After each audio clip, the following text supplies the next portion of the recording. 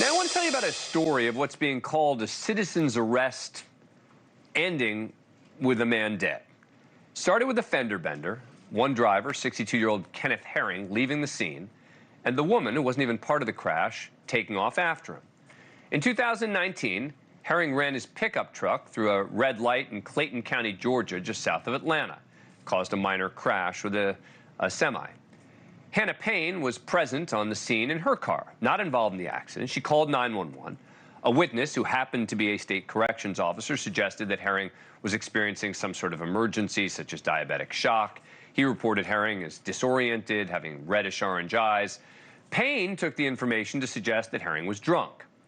After 15 to 20 minutes without police arriving at the scene of the accident, Herring decided to drive off, and Payne made the first of many mistakes. She decided to follow him.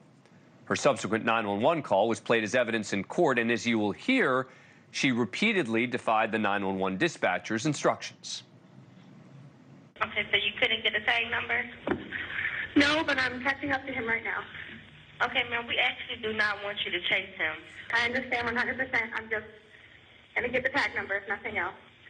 If you can go back to that location where the incident happened, it's because someone is actually on the way to you guys now. Okay, well, there's a police officer there, but he is drunk. I'm sorry, but I'm here to tell you I'm not going to follow him.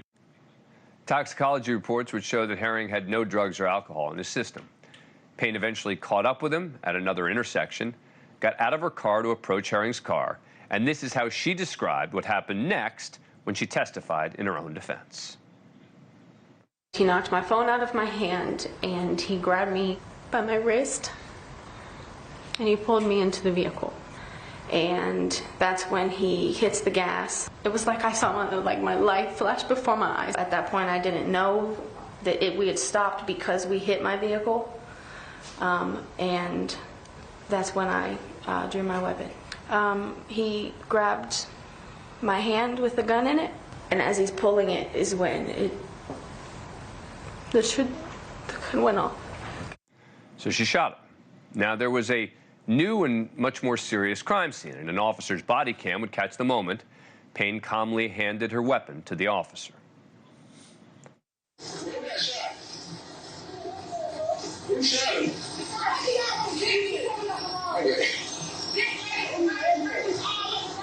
Yeah, give me that. Did you get any other guns in the car? All right. Yeah, we get that. The jury did not accept Payne's description of what happened as an accidental discharge, nor did they believe that Herring was the aggressor. Instead, they accepted the prosecution's theory that Hannah was the aggressor, pursuing a man she had no business following and confronting, and they found the 24-year-old guilty of murder. Mr. Foreperson, if you would go ahead and read the verdict. With regard to count one, as to the offense of malice murder, we, the jury, find the defendant guilty. And after the verdict, but before the sentencing, several members of Kenneth Herring's family made victim impact statements. No more Christmas. No more birthdays. No more family gatherings. His grandchildren won't know him. I can't call him if I wanted to. I can't visit him if I wanted to. I can go to the gravesite, but he can't respond. And on Friday, Hannah Payne learned that she won't be eligible for parole until she is 67 years old. With respect to count one, malice murder, the court will impose a sentence of life with the possibility of parole. That possibility of parole will have her spending at least 42 years in prison. Joining us now is Reana Novotny. She's a family friend of Hannah Payne's. Thank you very much for taking the time. Appreciate it. I know you were in court for much of the proceedings, and you believe the jury got this one wrong, huh? I do, Dan. Yes, I do. Tell me why. I think why is because the version of the story that Hannah told has been consistent since the moment that this incredibly unfortunate accident occurred. And her story has been consistent and is supported by every single piece of physical evidence.